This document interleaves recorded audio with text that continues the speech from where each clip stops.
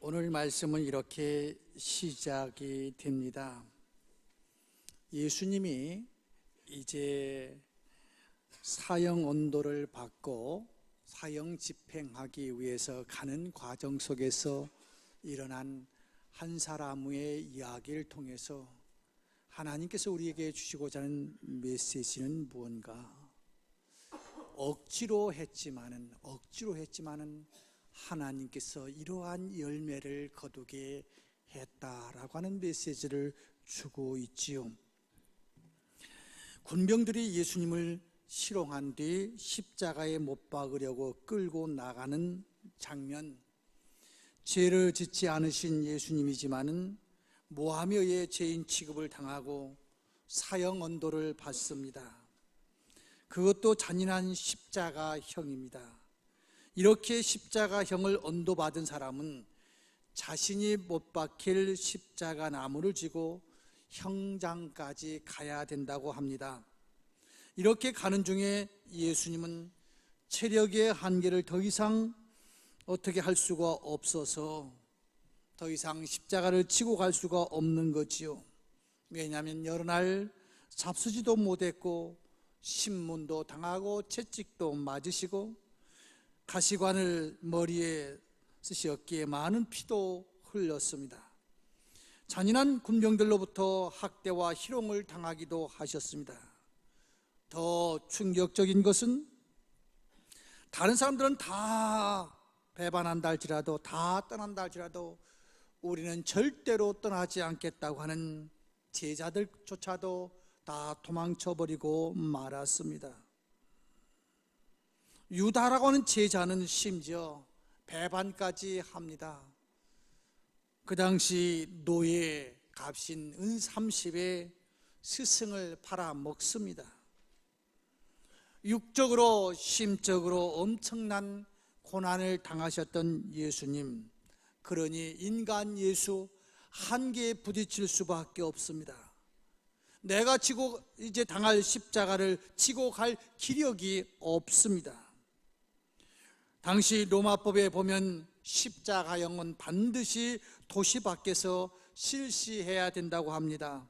그래서 십자가형을 받은 사람은 자기가 질 십자가를 지고 도시 밖까지 가야 했습니다. 십자가형은 가장 잔인한 사형법으로 그 고통이 말로 할 수가 없기에 아무리 큰 죄를 졌다 할지라도 로마 시민권을 가진 사람은 했다 할지라도 십자가형을 벌하지 않았다는 겁니다. 이방 사람들, 노예나 반란자, 극악한 죄인, 강도 같은 사람들에게만 적용하는 형벌인데 왜 십자가가 힘드냐 하면은 우리가 총살을 당한다든지 아니면 교수형을 당한다든지 그러면 그 시간이 불과 몇 분 안에 다 끝나지 않습니까? 그런데 십자가는 죽고 싶어도 죽을 수가 없습니다. 지옥이 무서운 것이 그거라고 하지 않습니까? 우리가 살아 숨쉬는 이 세상은 너무 힘들면 확 죽어버려 하고 죽을 수도 있어요, 사실. 그런데 지옥에 가면 아무리 죽고 싶어도 죽을 수 없는 그 고통이 가장 큰 고통이라고 하지 않습니까? 십자가형이 무서운 것은 그래, 내가 너희들이 나를 죽이려면 죽여. 그런데 얼마 동안은 죽고 싶어도 죽을 수가 없느냐 하면 보통 십자가에다 매달아 놓으면 한 3일 정도 버틸 수 있다고 합니다. 빨리 죽고 싶어도 죽지 못하는 고통, 예수님은 인간이 당할 수 있는 최악의 형벌을 죄인을 대신해서 좀 당하고 계십니다. 자, 오늘 본문은 이런 과정 속에서 한 과정을 우리에게 이야기하고 있어요.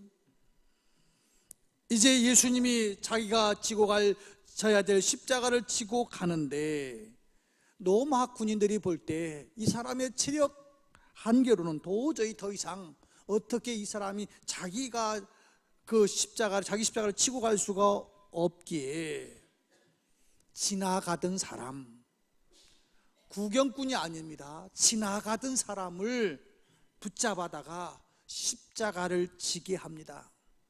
로마법에는 징지법이 있었다고 그래요. 그래서 군인들이 필요하면은 사람을 이렇게 끌어다가 무언가 시킬 수 있는 법이 있었다고 해요. 자, 그러면 오늘 예수님의 십자가를 그저 지나가다가 붙잡혀서 지고 간 시몬은 누구일까? 21절을 보면 구레네 지역 사람이다라고 이야기하고 있습니다. 오늘날 아프리카 리비아를 말합니다.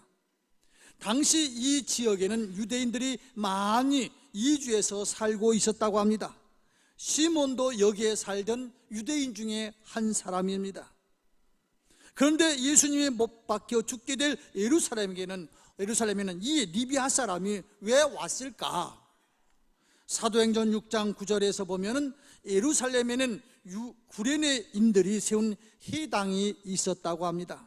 따라서 시몬 이 회당에서 유월절을 지키려고 아프리카 리비아에서 예루살렘까지 온 거지요. 그리고 자기 일 유월절 다 지키고 이제 집으로 돌아가는 길이었습니다. 오늘 본문 21절에서 이렇게 말합니다. 구레네 사람 시몬이 시골로서 와서 지나가는데 여러분 이 장면을 한번 이렇게 상상을 해 보십시오. 많은 사람이 예수님을 둘러싸고 소리를 지릅니다. 저런 사람은 십자가에 못 박아 죽이는 것이 당연하다고 소리를 지릅니다. 그리고 군병들은 예수님이 십자가 지고 가다 넘어졌다고 채찍으로 때리기도 합니다. 그냥 지나치기 어려운 장면이잖아요. 구경거리가 생겼잖아요. 보통 사람 같으면 왜 그런가 하면서 호기심에서라도 가서 보려고 했을 것입니다. 그런데 오늘 나오는 이 시몬은 그런데 관심이 없었습니다. 예수라는 한 사람이 머리에 가시관을 쓰고 십자가를 지든 말든 내가 신경 쓸 필요가 없다고 생각하던 사람입니다. 적어도 이 순간까지는 예수와 시몬과는 아무 관계가 없는 남남 관계였습니다. 나는 내 일만 잘하면 되지 이런 것 때문에 신경 써야 될 필요가 있겠느냐는 겁니다. 그래서 그는 얼른 지나가려고 합니다. 마치 이 장면이 우리 아파트 문화권에 살고 있는 우리의 삶과 비슷하고 있지는 않습니까? 옛날 기차를 타면은 시골 사람들이 만나가지고 어디 가시느냐고 이거 하나 결 하나 잡숴보시라고 서로 나누면서 주고받기도 하고 그저 1시간 2시간 가는 동안 다 그 호구조사가 끝납니다. 그러면서 그냥 언제 만나는 것처럼 우리 예전에 만난 것처럼 서로 대화하면서 즐겁게 가지요. 그런데 지금은 어떻습니까? 누가 기차 안에서 말을 걸으면은 왜 내 시간을 당신이 빼앗어? 심지어는 몇 년 동안 몇십 년 동안 같이 한 라인에 살고 있는 분들끼리 엘리베이터를 타도 서로 거울만 쳐다보면서 너는 너, 나는 나, 나한테 관심 끊어, 나도 너한테 관심 끊을 거야. 이런 생각을 가지고 있는 오늘 우리 현대인들, 시몬은 예수님 때문에 손해본 것도 없고 예수님 때문에 이익을 본 것도 없습니다. 소문을 들었지만 나하고는 아무 상관이 없는 예수였습니다. 적어도 이 시간까지 시몬과 예수는 남남 관계였습니다. 자, 여러분, 시몬은 어떤 사람의 타입입니까? 내 일만 열심히 하는 타입입니다. 필요하지 않는 일에는 상관하지 않는 사람입니다.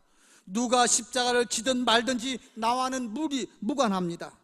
지나가는 사람들이 고함을 치든 채찍 소리가 들리든 그 사람이 맞을 짓 했으니까 맞겠고 나쁜 짓 했으니까 잡혀왔을 것이고, 그러니까 십자가 지겠지, 나와는 상관없어 하는 삶을 살아가던 사람이었습니다. 그런데 이렇게 돌아가는 환경과는 관심 없는 사람인데 하필이면은 그저 내일 하려고 내 집에 빨리 내려가려고 가다가 붙잡혀버리고 말았어요. 자, 여러분들이 나는 내일 내 밥 먹고 내가 산다, 내가 한 거에 대한 내가 누리면서 살겠다고 하는 그런 상황 속에서 재수없이 지금 붙잡혔다고 생각해 봅시다. 아마 시몬은 이렇게 생각했을 것입니다. 오늘 억숙의 재수가 없다고. 왜?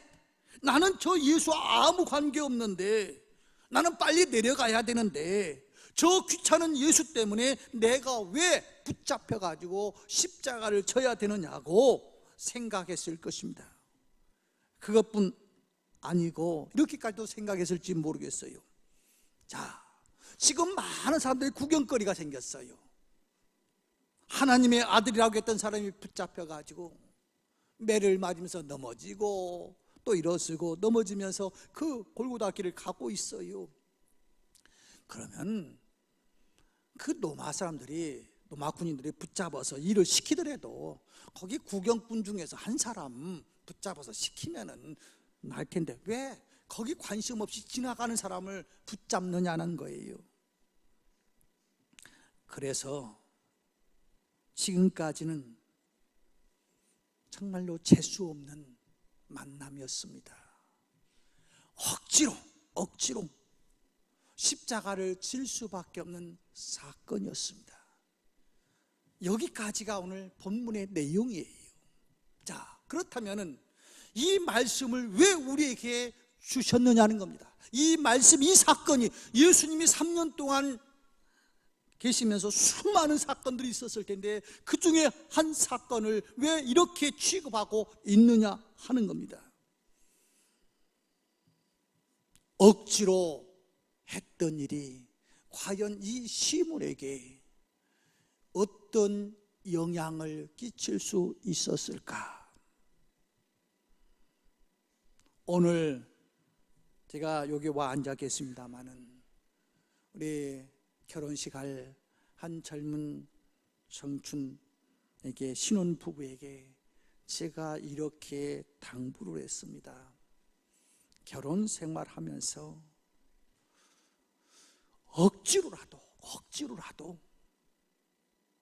부모에게 11조를 드릴 자신이 있겠느냐고.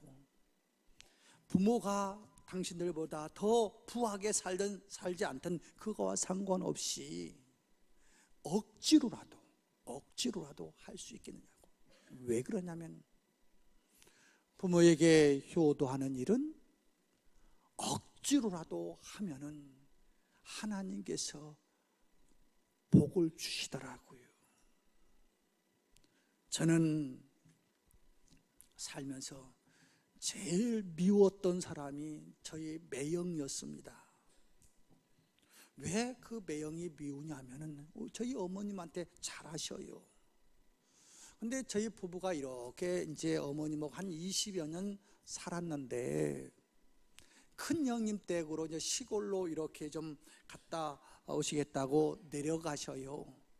그러면 제가 아들이지만은 제 입장에서는 아유 어머님 가서 한 달 이상 좀 있다가 오십시오.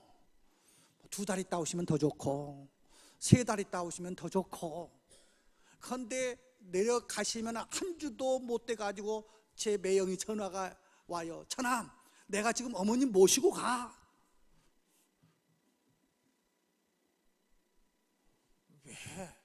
왜? 아들이지만은 왜? 좀 우리 너 좀 신혼부부 아니면 부부로서의 그런 사생활 좀 누리고 싶은데, 그래서 좀 한 달이라든지 좀 2달이다 좀, 저는 막내니까 큰형님 댁에 가 있어도 좋을 텐데 왜 매형이 꼭 한 주도 안 돼가지고 내려가가지고, 다른 때는 안 내려가가지고 어머님을 내가 차 가지고 갔으니까 오는 김에 모시고 온다고. 잘 아는 것 같지만 저한테는 아니더라고요. 저는 어머님을 사랑하고 좋아합니다. 그런데도 함께 한 공간에서, 아파트 안에서 한 공간에서 산다는 것이 그렇게 쉬운 것이 아니에요. 생각의 차이가 있고 견해의 차이가 있고 자라온 환경의 차이가 있기 때문에 며느리와 시어머니가 같이 공유한다는 것이 쉬운 일이 아니에요. 그러기에 하나님께서 이 땅에서 내가 잘되고 장수하는 축복을 주시겠다고 약속한 것이 뭡니까? 내가 부모가 좋아서 섬기는 것이 아니라 억지로라도 섬기면은 내가 내게 복을 주겠노라고. 사실 사람마다 평가는 다르겠습니다만 저는 한 20여 년 동안 어머님을 모시고 정말 목회자로서는 너무 많은 축복을 누리면서 살아왔습니다. 억지로 오늘 이 시몬이 덜 좋아가지고 한 게 아니에요. 하고 싶은 게서 아니에요. 자기가 뭔가 좀 이익을 챙기려고 하다가 오히려 그것이 역효과 맞은 것도 아니에요. 그냥 지나가다가 붙잡혔어요. 그런데도 말입니다, 성경에서 시몬을 가리켜서 육체적으로 한 일 중에서 가장 훌륭했던, 가장 주님의 일을 했던 사람을, 시몬을 이야기합니다. 가족도 할 수 없고 제자들도 하지 못했던 예수님의 십자가를 대신 졌던 사람으로 성경은 기록하고 있어요.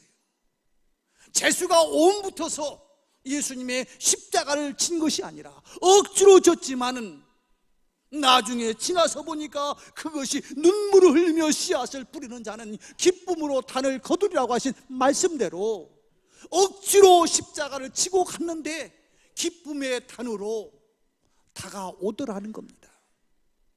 사랑하는 성도 여러분, 우리가 신앙생활할 때 꼭 좋아서만 합니까? 기도를 좋아서만 합니까? 예배 나오는 거 맨날 좋습니까? 감동됩니까? 어떤 설교 교수는 이런 말을 하더라고요. 당신들 설교 1년에 한 번만이라도 감동되는 설교하면은 당신 설교 잘하는 거라고. 그만큼 여러분들 입장에서 52조 설교 듣지만은 오늘 그 설교에 감동되었다고 들려오는 설교가 그렇게 많지가 않을 거예요. 억지로 와 앉아있는지 모르겠습니다. 그런데도 불구하고 우리 주님은 이 시몬을 향해서 시몬이 십자가를 진 사람이라고, 몸으로 최선을 다해서 봉사한 사람이라고. 시몬이 지금 살아있다고 하면 어떻게 이야기할까요? 내 등이 어떤 등인지 아느냐고. 이 등으로 말할 것 같으면 예수님의 십자가를 진 등이라고 자랑하지 않겠어요? 지금도 참석했는지 모르겠습니다만 우리 교회에 이의열 집사님이 계십니다.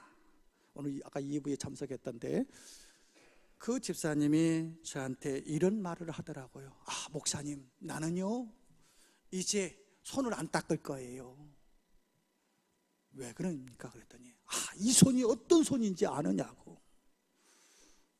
한 10여 년 지난 것 같습니다. 삶의 현장에서 일을 하고 있는데 대통령이 순실을 오셨다가 악수를 했어요, 우리 집사님하고. 그러니까 대통령이 악수한 이 손의 감동을 조금이라도 더 유지하고 싶어서 손을 안 닦겠다고, 농담 반 진담 반 그랬겠습니다만 대통령하고 내가 악수 한 번 한 것도 자랑스러운데 예수님의 십자가 비록 억지로 졌지만은 위대한 사람인 것을 이야기하고 있어요. 두 번째로는 21절에서 보면은 제가 네가 억지로 했지만은, 아니 이 시몬이 억지로 했지만은 하나님은 이 억지로 한 그 씨앗, 억지로 심은 씨앗이지만은 그럼에도 불구하고 그 씨앗이 이제 우미나고 꽃이 펴서 이런 열매를 거뒀다라고 소개하고 있는데, 알렉산더와 루포의 아비인 구레네 시몬이라고 하는 이야기를 합니다. 이 이야기를 뭐냐면은, 지금 우리도 그렇잖아요. 이렇게 교인들 이렇게 여러 사람이 있는데 어떤 여자 집사님을 이야기하니까 그 사람을 잘 모르겠거든요. 그럼 누구부터 이야기냐면, 신앙생활 잘하는 어느 안수 집사님 부인이 누구야? 그러면 그래요?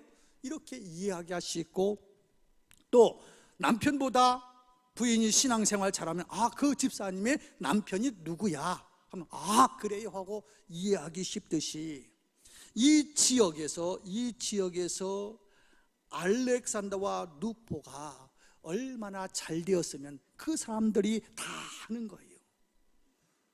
지금 말하면 출세했어요. 신앙적으로 하든지 삶의 현장에서 누구누구 아무개 하면 다 알 정도로 유명한 사람이 되었어요. 그래서 지금 이 시몬을 이야기할 때 그 아들부터, 시몬도 훌륭한 일 했지만은 그 아들을 향해서 억지로 지었지만, 억지로 십자가를 지고 갔지만은, 하나님은 그 억지로 진 십자가를 할지라도 그것이 씨앗이 되게 해지고 이렇게 두 아들을 잘 되게 했노라고 우리에게 메시지를 주고 있습니다. 세 번째는 로마서 16장 13절 이하에 보면은 사도 바울이 이런 이야기를 합니다. 주 안에서 택하심을 입은 루포와 그의 어머니에게 문안하라. 그 어머니는 내 어머니다라고 이야기하는 구절이 나옵니다. 세례 요한이 누굽니까? 초대교회에 가장 유명했던, 가장 주의 일을 많이 했던 사람이 세례 요한, 사도 바울 아닙니까? 죄송합니다. 사도 바울 아닙니까? 그런데 이 사도 바울이 저분은 나의 어머니라고, 어머니 같은 분이라고 이야기하고 있습니다. 여러분, 내 인생 속에서 생모가 아닌 어떤 사람들에게 어머니라고 부를 정도 되면 그분이 이 사도 바울을 위해서 얼마나 많은 일을 했다는 것이 짐작이 가지 않습니까? 교회 안에서도 나를 위해서 열심히 기도해 주시고 생명처럼 기도해 주신 분을 향해서 영의 어머니라고 말할 수 있는 거 아니겠습니까? 그런 일을 하려고 한다면 그냥 되는 게 아니잖아요. 하나님께서 축복해 주셔야만이 가능한 거 아닙니까? 어제 우리 안수 집사님들, 권사님들이 수고해가지고 70에서부터 91세까지 되시는 우리 어른들을 모시고 저 야외를 잘 다녀왔습니다. 너무너무 제가 우리 교인들이 했지만 그냥 교인들이 다 하고 저는 따라갔는데 너무너무 잘하셔요. 아주 감동적으로 하시더라고요. 여러 프로그램이라든지 음식 하나서부터 도우미들이 섬기는 것들부터 아주 성숙된 모습이 되더라고요. 그래서 다 끝나고 차에서 내리면서 제가 그 총취를 했던 어떤 분에게 이렇게 하는데 얼마나 들었어? 하고 물으니까 얼마 들었습니다 라고 이야기하더라고요. 제 마음이 왜 그런 마음이 들었느냐 하면은, 우리 오늘 주보에도 나오지만 우리 송도의 노인복지관이 개관된 지가 얼마 안 됐습니다. 아마 이 송도 노인복지관에 나오시는 분은 밥 때문에 걱정하시는 분은 없을 겁니다. 사람 만나는 것이 신경질 날 정도로 거북한 사람들이 있을지 모르겠어요. 왜냐하면 있는 사람들 앞에서는 맨날 받으러 오는 사람만 있거든요. 자식들도 와가지고 언니보다 나를 덜 주는가 더 주는가 셈만 하는 사람이 있고, 하여튼 주변 사람들 만나면 당신이 부자니까 밥 사라고 하고 뭐 하니까 하고 맨날 무언가 뜯어내려고만 하는 사람 있지, 정말로 마음속에서 대접하는 사람들 만나기가 쉽지 않거든요. 그래서 물론 어려운 지역에 있는 노인들도 돕는 것도 좋지만은 이 심령적으로 나는 맨날 빼앗기고 있다, 그래서 사람 만나는 게 두렵다, 누구 자식 찾아오는 게 귀찮다, 그런 사람들한테 귀찮은 것이 아니라 이렇게 당신을 사랑하고 돕는 사람들 아무 조건도 없는데 돕는 사람들이 필요합니다, 있습니다 라고 하는 것을 좀 보여주고 싶어서 그랬는데, 얼마라고 그러더라고요. 그래서 아직은 조금 더 생각해 봐야겠구나 하고 이제 그랬습니다만, 어떤 사도 바울이 엄청나게 주의 일을 하지만은 그를 돕는 데는 하나는 그런 마음도 있어야 되지만 현실적으로 도울 수 있는 힘이 있어야 돕는 거 아닙니까? 아내가 저한테 하는 이야기가 주로 그런 말을 해요. 말로만. 어떤 분이 우리 성전 건축할 때 후배 하나가 그러더라고요.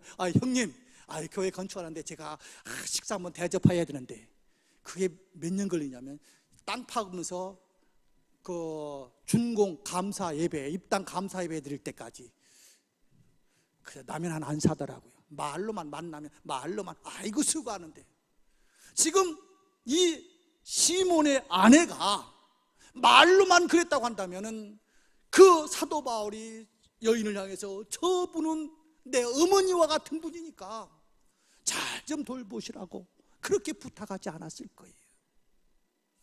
마음도 있었습니다마는 사도 바울을 도울 수 있는 아내, 무엇 때문에요? 억지로 한 남편의 그 씨앗이 이러한 아내를 통해서 열매를 거둘 수 있음을 우리에게 보여주고 있어요.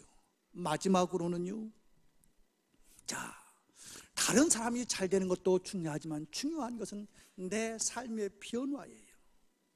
지금 이 시몬은 나 자신만을 위해서 살았던 사람입니다.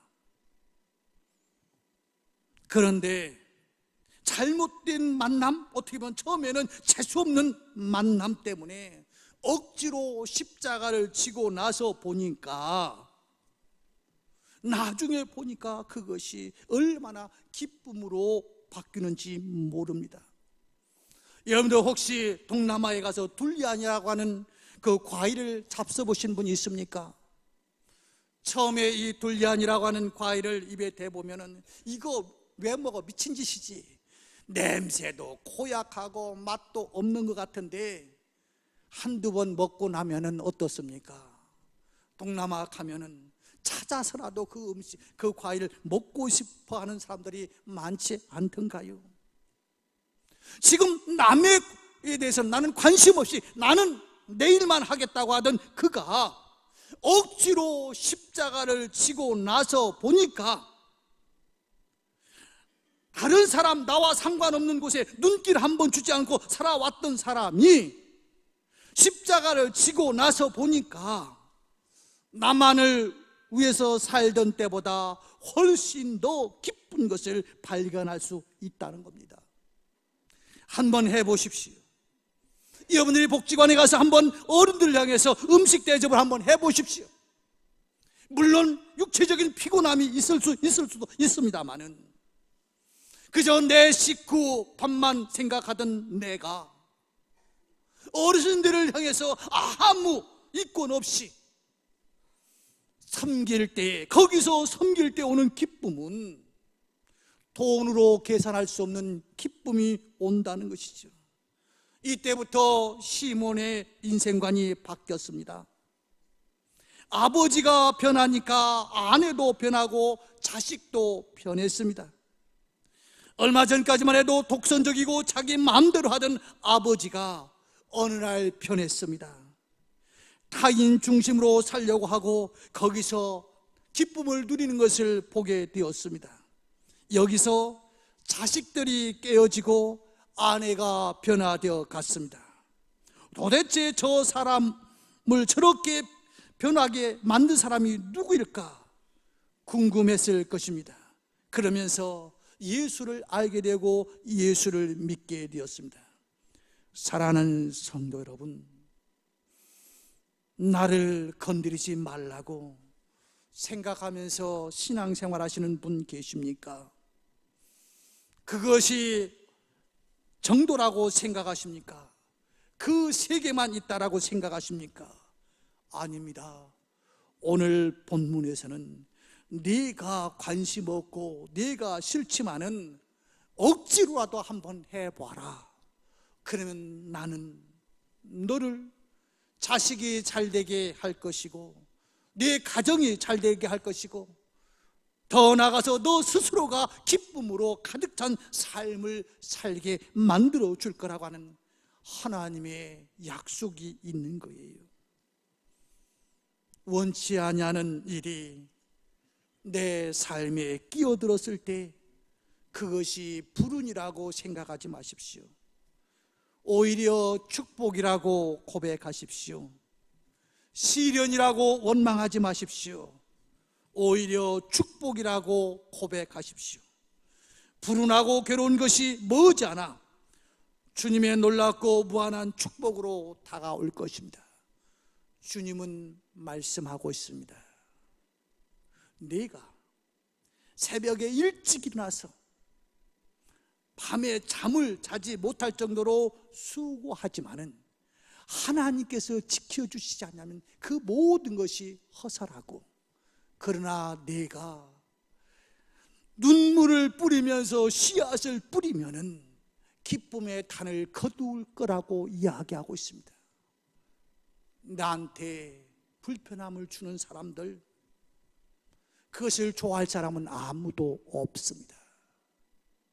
그렇지만 오늘 주님은 말합니다. 억지로라도 당하면 하나님은 축복으로 주실 거라고. 기도하겠습니다. 하나님 아버지,